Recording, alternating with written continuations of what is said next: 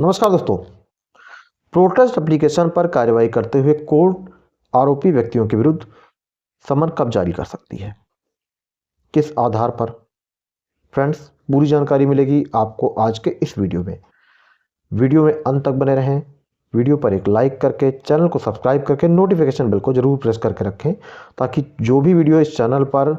Upload किए जाते हैं मंगलवार, बृहस्पतिवार, शनिवार शाम 6 बजे, उनका आपको समय से नोटिफिकेशन मिल सके और आपको ऐसी महत्वपूर्ण जानकारियाँ आगे भी मिलती रहे। फ्रेंड्स, जब भी एफआईआर किसी केस में रजिस्टर्ड हो जाती है, सीधे थाने पर एसएचओ रजिस्टर्ड कर ले, या जिले के एसपी के आदेश पर, या पुलिस के उच्चाधिकारियों के आदेश पर, या 156(3) सीआरपीसी से कोर्ट के आदेश पर एफआईआर रजिस्टर्ड हो गई, तो भाई एक पुलिस ऑफिसर या जो भी इन्वेस्टिगेटिंग एजेंसी होगी उसका कोई भी ऑफिसर इन्वेस्टिगेटिंग ऑफिसर नामित होगा उस केस में, और वह इन्वेस्टिगेशन ऑफिसर, उसका यह दायित्व है कि फेयर एंड प्रॉपर इन्वेस्टिगेशन करे, जो भी साक्ष्य हैं उनको कलेक्ट करे, जो भी विटनेसेस हैं उनका स्टेटमेंट रिकॉर्ड करे, मेडिकल रिपोर्ट, डॉक्यूमेंट्री एविडेंस जो भी हैं उनको कलेक्ट करके और उसके आधार पर एक पुलिस रिपोर्ट तैयार करे। अगर साक्ष्य नहीं मिलता है तो भाई उस सिचुएशन में जो आईओ का व्यू होगा कि हाँ, इस मामले में आरोपी व्यक्तियों के विरुद्ध या आरोपी के विरुद्ध साक्ष्य नहीं मिल रहा है, तो क्लोजर रिपोर्ट कोर्ट में सबमिट कर दे। अब अगर क्लोजर रिपोर्ट कोर्ट में सबमिट कर दी जाती है आईओ के द्वारा, तो भाई जो इन्फॉर्मेंट था उसके पास ये राइट होता है कि वो उस क्लोजर रिपोर्ट, फाइनल रिपोर्ट पर कोर्ट को स्वीकार करने से पहले उसको सुना जाए, और इसके लिए वो प्रोटेस्ट एप्लीकेशन दे सकता है। अब प्रोटेस्ट एप्लीकेशन जब भी किसी इन्फॉर्मेंट के द्वारा दिया जाता है, तो कोर्ट सबसे पहले प्रथम दृष्टया ये देखती है कि क्या जो केस डायरी है, पुलिस रिपोर्ट है, उसमें पर्याप्त आधार है, ऐसा कुछ है एविडेंस जिसके आधार पर आरोपी व्यक्तियों के विरुद्ध मामला बन रहा हो। सीआरपीसी की धारा 190 की उपधारा 1 के बी में पुलिस रिपोर्ट पर संस्थित मामलों में ये प्रावधान है कि कोई भी केस अगर पुलिस रिपोर्ट पर इंस्टीट्यूट है,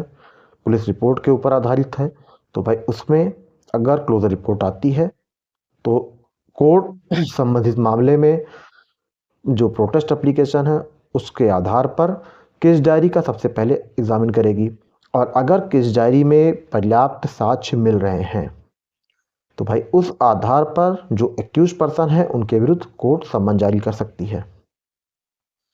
क्योंकि भले ही आईओ की फाइंडिंग में ऐसा ना आया हो कि आरोप बन रहे हैं एक व्यक्ति या एक से अधिक आरोपी हों, लेकिन अगर कोर्ट ने केस डायरी का एग्जामिन किया और उसमें ये बात आ रही कि हाँ, इसमें साक्ष्य मिल रहे हैं, ये ऐसे साक्ष्य हैं जिसको आईओ ने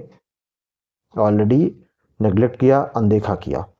तो कोर्ट उन साक्ष्यों के आधार पर, किसी गवाह का विटनेस का किसी बयान हो, कोई मेडिकल रिपोर्ट के आधार पर, डॉक्यूमेंट्री एविडेंस के आधार पर, अगर कोर्ट को लगता है कि इस मामले में साक्ष्य है, तो भाई उस आधार पर कोर्ट सीधे समन जारी कर सकती है और case as a state case registered हो जाएगा, और यही माना जाएगा कि कोर्ट पुलिस रिपोर्ट पर संस्थित है, जैसा कि दंड प्रक्रिया संहिता 1973 की धारा 190 की उपधारा 1 बी में प्रोविज़न है कि पुलिस रिपोर्ट पर संस्थित मामले। तो जब पुलिस रिपोर्ट पर जो भी मामला है उसमें कोर्ट उसका केस डायरी का अवलोकन करने के बाद संज्ञान लेते हुए आरोपी व्यक्तियों के विरुद्ध समन जारी कर सकता है। तो कोई भी जरूरी नहीं है कि कोई कोर्ट अतिरिक्त एविडेंस ले। केस डायरी में अगर साक्ष्य मिलता है तो उस आधार पर आरोपी व्यक्तियों के विरुद्ध कोर्ट सीधे समन जारी कर सकती है प्रोटेस्ट एप्लीकेशन पर कार्रवाई करते हुए, और वो case as a state case registered हो जाएगा। तो फ्रेंड्स, आज के वीडियो में बस इतनी जानकारी। नई जानकारी के साथ नए वीडियो में फिर से मिलते हैं। जय हिंद।